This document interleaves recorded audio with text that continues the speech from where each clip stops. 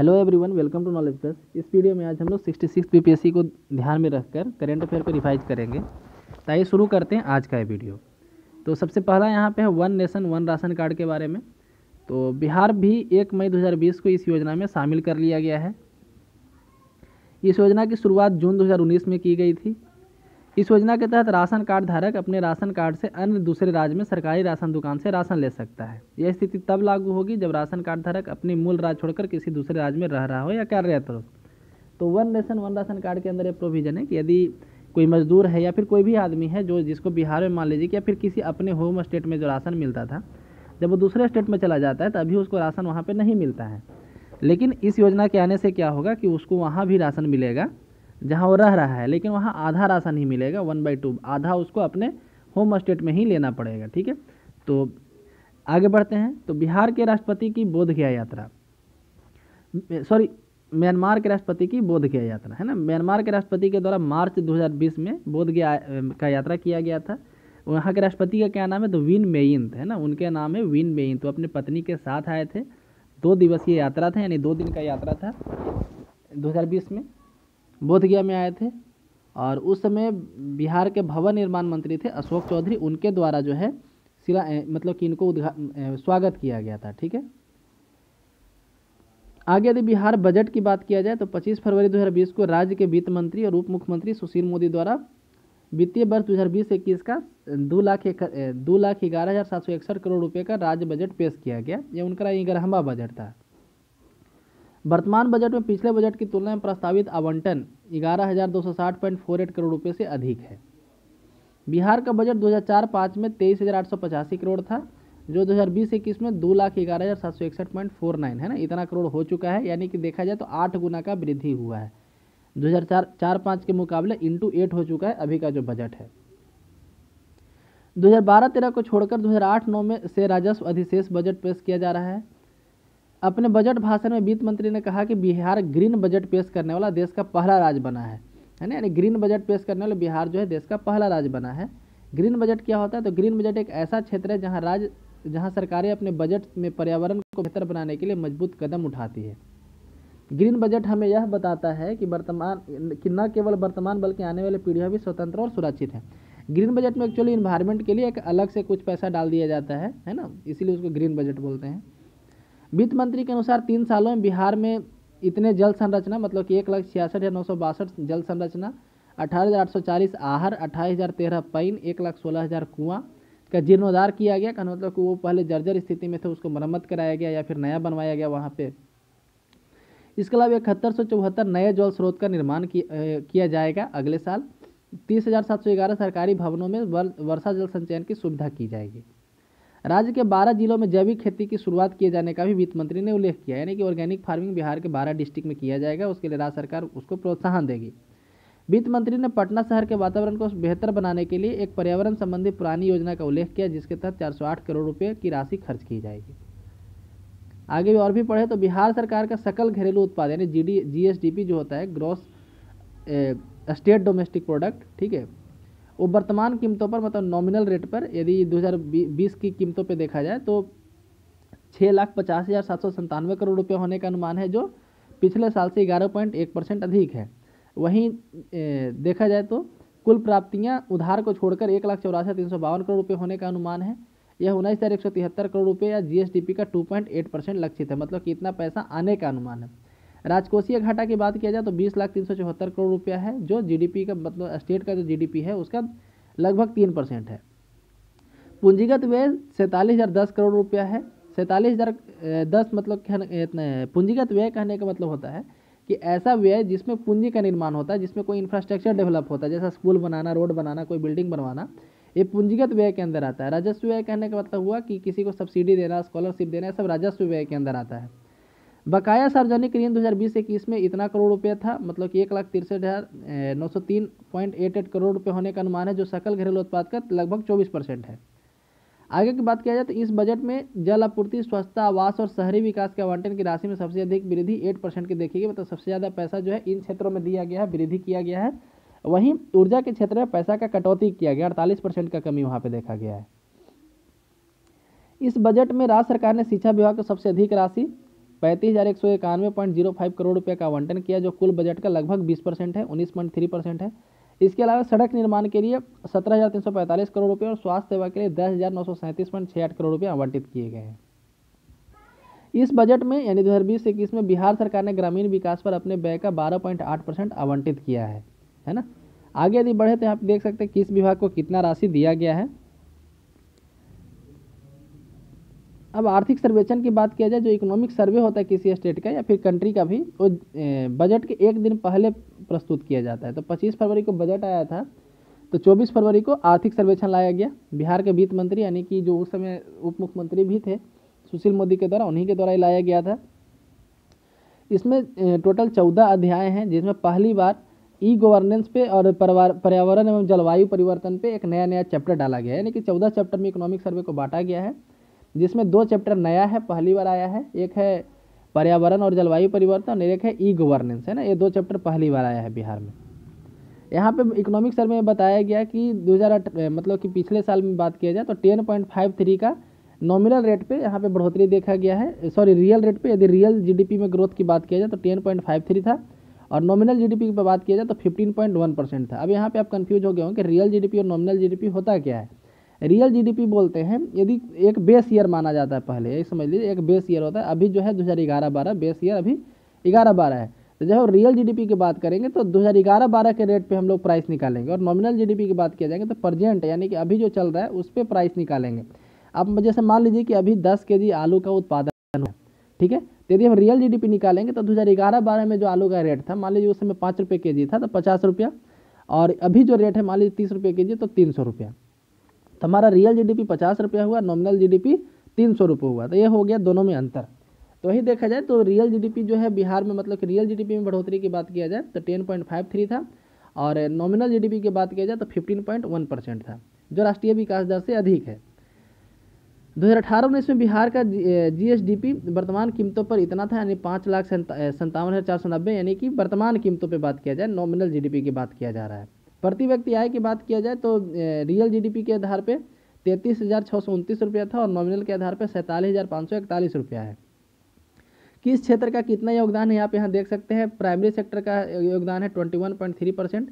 Primary sector का मतलब जो कृषि से रिलेटेड सेक्टर है, जो डायरेक्टली नेचुरल रिसोर्स का यूज करता है। सेकेंडरी सेक्टर यानी कि मैन्युफैक्चरिंग सेक्टर, उसका योगदान इतना है 19.7%। और सबसे ज़्यादा टर्शियरी सेक्टर का है, सर्विस सेक्टर का है, आप यहाँ पे देख सकते हैं। उसके बाद यहाँ पे कौन से मतलब किस एनर्जी में कहाँ खर्च हो रहा है, पेट्रोल का किस जिले में कहाँ खर्च होता है सबसे ज़्यादा, कहाँ सबसे कम, आप यहाँ पे इस लिस्ट को देख सकते हैं। किसी एग्जाम में एलपीजी के बारे में पूछ लिया गया था कि एलपीजी सबसे ज़्यादा कहाँ खर्च होता है, ठीक है। इसलिए आजकल ऐसा लिस्ट भी इंपॉर्टेंट हो गया है। नेक्स्ट है 15वें वित्त आयोग की सिफारिश के अनुसार। ये वित्त आयोग क्या होता है और 15th फाइनेंस कमीशन क्या है उसके बारे में पहले जान लेते हैं। तो फाइनेंस कमीशन राष्ट्रपति के द्वारा उसको गठन किया जाता है। प्रेसिडेंट हम जो है वो गठन करते हैं, राष्ट्रपति के द्वारा इसको गठन किया जाता है। हमारे संविधान के आर्टिकल 280 में इसका प्रावधान है फाइनेंस कमीशन को गठन करने का, कि 5 साल पे फाइनेंस कमीशन का गठन किया जाएगा। इसका जो सिफारिश होता है 5 साल एडवांस होता है, मतलब कि इसका जो सिफारिश होगा आगे के 5 साल के लिए होगा, ठीक है। तो 14th फाइनेंस कमीशन का कार्यकाल 2020 में खत्म हो रहा था, ठीक है। तो इसलिए 2020 से 25 के लिए 15th फाइनेंस कमीशन का गठन किया गया था। इसके अध्यक्ष कौन थे, एनके सिंह, है ना, नंदकिशोर सिंह इसके अध्यक्ष थे। 15th फाइनेंस कमीशन के अध्यक्ष थे एनके सिंह। इनके नेतृत्व में ही 15th फाइनेंस कमीशन का गठन किया गया था।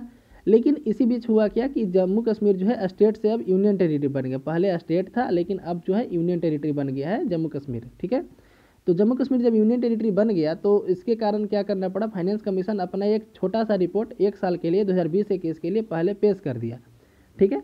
और अब जो है मतलब कि अपना फाइनल रिपोर्ट 2021 से 26 के लिए इनके सिंह के द्वारा प्रस्तुत कर दिया गया है। यानी कि इनके द्वारा 2 रिपोर्ट दिया गया। एक्चुअली इनको देना था एक ही 2020 से 25 के लिए, लेकिन उस समय किसी को नहीं पता था कि जम्मू कश्मीर यूनियन टेरिटरी बन जाएगा, है ना। तो इसी कारण से जो भी दिक्कत हुआ उसके लिए इसको 2 पार्ट में बांट दिया गया, 2020 से 21 तक अलग और 21 से 26 तक अलग। फाइनेंस कमीशन का काम क्या है, तो ये बताता है कि टैक्स का बंटवारा करना कैसे है ना। जो भी इनकम टैक्स आता है और भी कई तरह के टैक्स आते हैं कमर्शियल लेवल पे, ठीक है। जीएसटी के अलावा भी कई तरह के टैक्स आते हैं। तो ये सब टैक्सों का बंटवारा राज्य सरकार और केंद्र सरकार के बीच में कैसे होगा, उस फार्मूला को बताने का काम जो है फाइनेंस कमीशन करता है, ठीक है। जैसे 14th फाइनेंस कमीशन के अनुसार 42% है ना, याद रखिएगा 42% पैसा जो है राज्य सरकार को देना होता था। यानी केंद्र सरकार के पास यदि 100 रुपया टैक्स आ रहा है तो उसमें 42 रुपया स्टेट में बांटना होता था। 42 रुपया में अब डिफरेंट स्टेट को डिफरेंट तरह से बांटेगी, जैसे किसी को 2 रुपया, किसी को 1 रुपया, किसी को 3 रुपया, क्योंकि हमारे पास 28 स्टेट है ना, तो सारे स्टेट को पैसा बांटना है। ठीक है, तो इस तरीके से। लेकिन 15th फाइनेंस कमीशन में कहा गया कि 41% ही देना है। ठीक है, पहले 42% देना होता था, 41 ही देना है। 1% क्यों घट गया?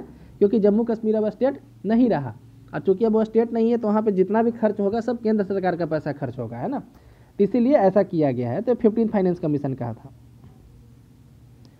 एक और यहाँ पे है कि भारत सरकार ने मक्का और गेहूं के उत्पादन और उत्पादकता में उपलब्धियों के लिए 2 जनवरी 2020 को राज्य सरकार को कृषि कर्मण पुरस्कार से सम्मानित किया। तो ये भी याद रखिएगा, बिहार को कृषि कर्मण पुरस्कार से क्यों सम्मानित किया गया? तो मक्का और गेहूं के उत्पादन और उत्पादकता में वृद्धि के लिए। 2018-19 के दौरान राज्य के कृषि क्षेत्र में पशुधन और जलीय कृषि से GSVA का लगभग 7.1% का योगदान दिया।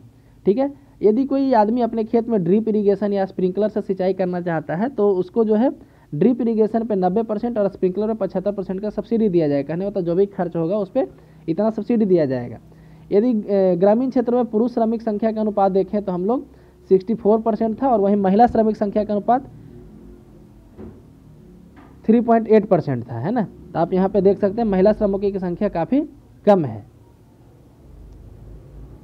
आगे यदि बढ़ें तो परिवहन क्षेत्र में भी काफ़ी ज़्यादा वृद्धि देखा गया है। 11% का वृद्धि दिखा गया है, 11.0% है यहाँ पे।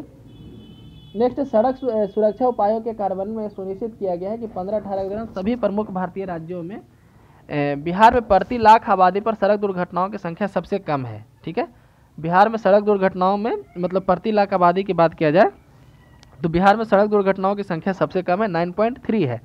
2008 से 17 के दौरान अतिरिक्त सड़क की लंबाई 1,30,799 किलोमीटर के निर्माण के मामले में बिहार छठा सबसे बड़ा राज्य था। तो याद रखिएगा, नया सड़क बनाने में बिहार सबसे छठा सबसे बड़ा राज्य था नया सड़क बनाने में। 2017 में प्रति 1000 वर्ग किलोमीटर रेल मार्ग के मामले में भारत के प्रमुख राज्यों में बिहार तीसरे स्थान पे था। ठीक है, बिहार तीसरे स्थान पे था किस मामले में? वो भी याद रखिएगा, रेल बनाने के मामले, रेल मार्ग के निर्माण में। 2011-12 से 17-18 के दौरान वायु परिवहन ने व्यापक पैमाने पर वृद्धि दर्ज की। ठीक है, एयर ट्रैफिक काफ़ी ज़्यादा बढ़ गया है बिहार में। इतना अवधि में 2011 से लेकर 2018 तक 35.6% का वृद्धि दर्ज किया गया है। 35% मतलब कि एक तरह से बोल सकते हैं वृद्धि हुआ है एयर ट्रैफिक में। यानी पहले यदि 100 लोग जहाँ से चलते थे अब 135 लोग चलते हैं। वर्ष 2019 में बिहार में ग्रामीण टेलीघनत्व कहते हैं तो कितने लोगों के पास टेलीफोन है या मोबाइल है? तो ठीक है, तो गांव में देखा जाए तो 100 व्यक्ति पे 46 मोबाइल है, यानी 46 सिम कनेक्टेड है। वहीं शहरों में 100 व्यक्ति पे 149 कनेक्शन है, मतलब कि 149 सिम एक्टिव है। तो शहरों में किसी व्यक्ति के पास 2-2 सिम है, कहने का मतलब यही है। बिहार में बिजली की अनुमानित मांग आवश्यकता 2018-19 से 5300 मेगावाट थी, है ना। 2018-19 में 5300 मेगावाट था बिजली का आवश्यकता या मांग बोल सकते हैं। और राज्य में बिजली की प्रति व्यक्ति खपत 18-19 में बढ़कर 311 किलोवाट आवर हो गई, यानी कि एक आदमी इतना बिजली राज्य में खपत कर रहा है। ठीक है, मार्च 2018 में बिजली की उपलब्धता 3889 मेगावाट थी, जो 22.6% बढ़कर मार्च 2019 में 4767 मेगावाट हो गई है। तो ये सब डाटा उतना इंपॉर्टेंट नहीं है। हाँ, जीडीपी का डाटा थोड़ा सा याद रखने के जरूरी है। बिहार में शहरीकरण की दर नेशनल लेवल से काफ़ी कम है। पटना में शहरीकरण का दर 43.1% है, 43.1% है, जबकि बांका जो बिहार का ही एक डिस्ट्रिक्ट है वहाँ 3.5% है, यानी वहाँ बहुत कम है। यह इनइक्वलिटी काफ़ी ज़्यादा है, ऐसा बोल सकते हैं। ठीक है, राज्य में विगत 6 वर्षों में शिक्षा पर व्यय, जो शिक्षा पे एजुकेशन पे जो खर्च होता है वो काफ़ी ज़्यादा बढ़ा है, 13.8% बढ़ा है एजुकेशन पे खर्च, जो नेशनल लेवल से भी ज़्यादा है। नेशनल लेवल पे 12.8% ही शिक्षा पे खर्च बढ़ाया गया है। राज्य में विगत 8 वर्षों में यानी 2011-12 से 18-19 तक स्वास्थ्य पर व्यय में भी 20.8% की वार्षिक वृद्धि दर्ज की गई है, यानी कि यहाँ पे हेल्थ पे भी अपना खर्च बढ़ाया गया है। ये भी नेशनल लेवल से काफ़ी ज़्यादा है। यदि वर्षा की बात किया जाए तो बिहार में सबसे ज़्यादा वर्षा किशनगंज जिला में होता है, और सबसे इस बार जो है सबसे कम जहानाबाद में हुआ है। ठीक है, यदि फॉरेस्ट रिपोर्ट ऑफ इंडिया का देखें तो हम लोग यहाँ पे तो कुल वन और वृक्ष आच्छादन लगभग 9309 वर्ग किलोमीटर है, जो राज्य के कुल भौगोलिक क्षेत्र का 9.9% है। वहीं देखा जाए तो सिर्फ यदि जंगल का देखा जाए, ठीक है, तो 7305.99 वर्ग किलोमीटर वन क्षेत्र है, जो कुल भौगोलिक क्षेत्रफल का 7.76% है। ठीक है, अब नेक्स्ट न्यूज़ की बात करें तो सहरसा वैष्णो देवी के लिए आस्था सर्किट स्पेशल ट्रेन चलेगा। ये 15 अक्टूबर से चलेगा। ठीक है, मतलब 15 अक्टूबर से चल रही है। IRCTC के द्वारा इसको चलाई जा रही है, और इससे कोसी क्षेत्र के जो डिफरेंट लोग हैं उनको वैष्णो देवी जाने में थोड़ा सा आसानी होगा। इस याद रखिए कि इसमें सिर्फ स्लीपर कोच होगा। तो याद रखिएगा सहरसा वैष्णो देवी के लिए आस्था सर्किट ट्रेन IRCTC के द्वारा चलाई जाएगी। अब है आम, लीची और आम का घरेलू आपूर्ति यानी होम डिलीवरी करना लीची और आम का। तो बिहार का जो GI टैग वाला 2 प्रोडक्ट है, शाही लीची और मुजफ्फरपुर का शाही लीची और भागलपुर का जर्दालू आम, दोनों को होम डिलीवरी किया जाएगा क्योंकि कोरोना काल में सब कुछ बंद था। तो किसान को भी थोड़ा फायदा हो जाए और लोगों को भी लीची और आम खाने का मौका मिल जाए, इसके लिए इंडियन पोस्ट के द्वारा जो है बिहार सरकार के बीच में समझौता किया गया था। अब बात करते हैं पद्म भूषण और पद्म विभूषण की। तो जॉर्ज फर्नांडिस जो जिनको मरणोपरांत पद्म विभूषण मिला है, दूसरा लेवल का पुरस्कार होता है, सबसे ऊपर भारत रत्न है, उसके बाद सेकेंड नंबर पर पद्म विभूषण, तीसरे नंबर पर पद्म भूषण, चौथा पद्मश्री होता है। तो जॉर्ज फर्नांडिस बहुत बड़े नेता थे बिहार के और इमरजेंसी के काल में भी काफ़ी पॉपुलर हुए थे। तो इनको जो है मरणोपरांत पद्म विभूषण दिया गया है।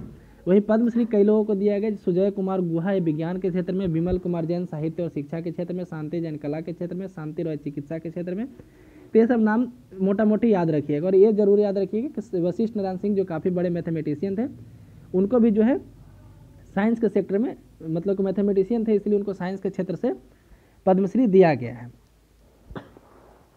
एक यहाँ पे महत्वपूर्ण व्यक्ति का निधन हो गया। मधुबनी पेंटिंग की काफ़ी बहुत फेमस पेंटर थी जिनका नाम था कर्पूरी देवी। ये भारत ही नहीं बल्कि विदेशों में भी कई जगह पेंटिंग की, मतलब कि यहाँ पे किए थे, ऐसे पेंटिंग को प्रमोट किए थे। 29 जुलाई को इनका देहांत हो गया है, 90 वर्ष की उस समय थी, है ना। इनको कई मतलब कि कई ज़्यादा इनाम मिल चुके हैं। इनको मिथिला पेंटिंग और सूजनी कला 2 कलाओं के लिए जाना जाता है और उनको नेशनल मेरिट सर्टिफिकेट भी दिया गया है। भारत ही नहीं बल्कि भारत के अलावा कई देशों में जैसे अमेरिका, जापान, फ्रांस, है ना, ये सब देशों में जाकर वो मिथिला पेंटिंग को काफ़ी ज़्यादा प्रमोट की हैं। उनको पहली बार बुलाया गया था, मतलब कि इंटरनेशनल लेवल पे। तो हासीगावा म्यूजियम एक है जापान में, उसके उद्घाटन के लिए उनको मुख्य अतिथि के तौर पे बुलाया गया था। ठीक है, ये 9 बार जापान, 2 बार अमेरिका, 1 बार फ्रांस में जाकर मिथिला पेंटिंग को फेमस किए हैं वहाँ पे। इनके प्रशंसक देश दुनिया भर में हैं। 86 में 1986 में भारत सरकार के द्वारा इनको नेशनल मेरिट सर्टिफिकेट दिया गया था। 1980-81 में बिहार सरकार से राज्य पुरस्कार और 1983 में श्रेष्ठ शिल्पी पुरस्कार मिला था। इसके अलावा इनको कई तरह के पुरस्कार भी मिल चुके हैं। Next India justice report. इसके तहत क्या है, टाटा ट्रस्ट के द्वारा इंडिया जस्टिस रिपोर्ट तैयार किया जाता है। इंडिया के 18 बड़े राज्य हैं, 28 राज्य में 18 राज्य को बड़े राज्य गिना जाता है। 10 छोटे राज्य कौन कौन है, तो 8 जो 7 सिस्टर के स्टेट हैं, 7 सिस्टर प्लस सिक्किम, 8 स्टेट जो उधर हो गए। उसके अलावा उत्तराखंड और हिमाचल, ये 2 स्टेट को जो है छोटे राज्य काउंट किया जाता है। बाकी जो 18 राज्य हैं उनको बड़े राज्यों में गिनती किया जाता है। तो 18 राज्यों में 17वां स्थान आया है बिहार का। ठीक है, बिहार का 17वां स्थान है जस्टिस इंडिया रिपोर्ट में और 18वां नंबर पे यूपी है, याद रखिएगा। और इसके तहत 4 क्राइटेरिया यहाँ पे है। इसमें जो है इस रिपोर्ट के तैयार करने के लिए 4 क्राइटेरिया है। पहला है पुलिस, जेल, न्यायपालिका और कानूनी सहायता है। 4 क्राइटेरिया है। बिहार 17वें, यूपी 18वें स्थान पे है। टॉप पे कौन है, तो सबसे ऊपर महाराष्ट्र है, उसके बाद केरल, तमिलनाडु, पंजाब और हरियाणा है। ठीक है, तो इस वीडियो में बस इतना ही। आगे का जो भी है हम अगले वीडियो में लाएंगे। और इसके पहले एक वीडियो और आ चुका है, तो यदि आप नहीं देखें तो जाकर जरूर देखें। वीडियो को पूरा देखने के लिए धन्यवाद।